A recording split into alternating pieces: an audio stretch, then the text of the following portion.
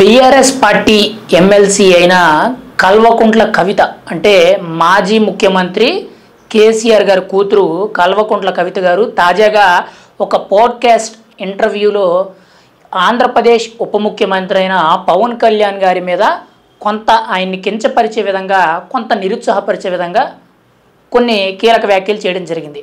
ఆ ఇంటర్వ్యూలో యాంకర్ అడిగిన ప్రశ్నలకి అనుకోకుండా పవన్ కళ్యాణ్ అనే వ్యక్తి డిప్యూటీ సీఎం అయిపోయాడు, ఆయనకు అర్హత లేదు, ముఖ్యంగా ఆయన్ని రాజకీయాల్లో ఒక కమీడియన్గా చూస్తున్నట్టు గతంలో కూడా కొన్ని వ్యాఖ్యలు చేయడం జరిగింది. అంటే ఇక్కడ ఎమ్మెల్సీ కవిత గారు ముఖ్యంగా ఇక్కడ పవన్ కళ్యాణ్ గారి మీద చేసిన వ్యాఖ్యలు ఏవైతే ఉన్నాయో అవి చాలా దుమారాన్ని రేపుతున్నాయి.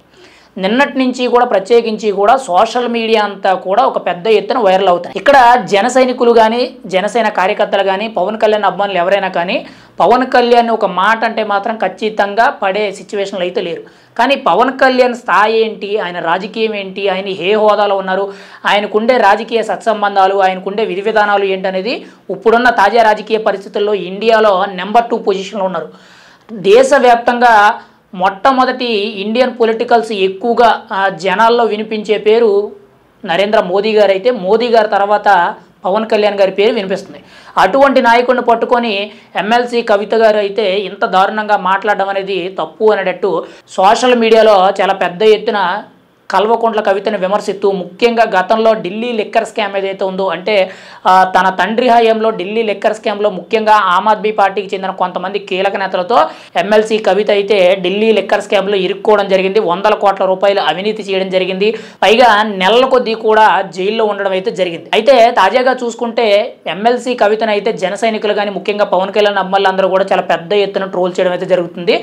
దేశవ్యాప్తంగా ఎవరు చేయని ఒక భారీ లిక్కర్ స్కామ్లో ప్రధాన నిందితురాలు కింద ఉన్నావు నువ్వు పవన్ కళ్యాణ్ గురించి మాట్లాడేదేంటి, పవన్ కళ్యాణ్ని రాజకీయాల్లో నువ్వు హేళన చేసేటట్టు మాట్లాడుతున్నావు, ముఖ్యంగా ఒక కమీడియన్తో పోల్చి మాట్లాడుతున్నావు కదా, మరి నువ్వు చేసిన ఈ లిక్కర్ స్కామ్ ఏదైతే ఉందో దేశంలో ఏ రాజకీయ పార్టీలో కూడా ఇంత అవినీతి జరగలేదు, ముఖ్యంగా ఏ మహిళా నేత కూడా ఏ రాజకీయ నాయకురాలు కూడా చేయలేదు, మరి నువ్వు జైల్లో ఉండి చెప్పుకూడు తినొచ్చావని చెప్పి చాలా పెద్ద ఎత్తున విమర్శలు అయితే వెల్లువెత్తుతున్నాయి.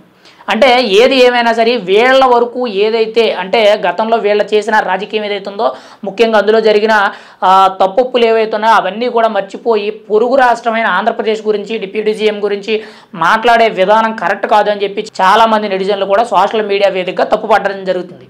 అయితే ఇక్కడ ముఖ్యంగా చూసుకుంటే ఢిల్లీ లిక్కర్ స్కామ్ అనేది దేశ రాజకీయ చరిత్రలో చాలా పెద్ద స్కామ్ అనేది. ముఖ్యంగా ఈరోజు తెలంగాణలో బీఆర్ఎస్ పార్టీ అధికారం కోల్పోయిందంటే ఢిల్లీలో ఆమ్ ఆద్మీ పార్టీ అధికారం కోల్పోయిందంటే ప్రధాన కారణం ఢిల్లీ లిక్కర్ స్కామ్. కొన్ని వందల వేల కోట్ల స్కామ్ అనేది అందులో భారీ స్థాయిలో జరిగింది.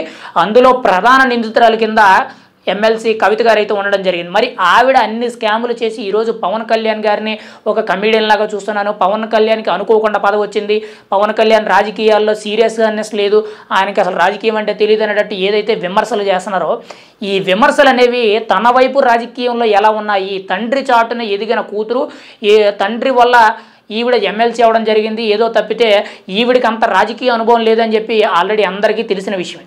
ఈవిడ ప్రశ్నించడం అనేది చాలా తప్పు. ఈవిడ వెనకాల ఎన్ని తప్పులు ఉన్నాయి, ఈ ఢిల్లీ లిక్కర్ స్కామ్ అనేది దేశాన్నే తలపెట్టిన స్కామ్. మరి అటువంటి స్కామ్లో ఈవిడ ప్రధాన నిందితురాలయ్యి ఈవిడ రాజకీయాల గురించి ముఖ్యంగా నీతి నిజాయితీ కలిగిన పవన్ కళ్యాణ్ గారిని విమర్శించడం అనేది కరెక్ట్ కాదన్నట్టు సోషల్ మీడియాలో పెద్ద ఎత్తున ట్రోలింగ్స్ అయితే జరుగుతున్నాయి.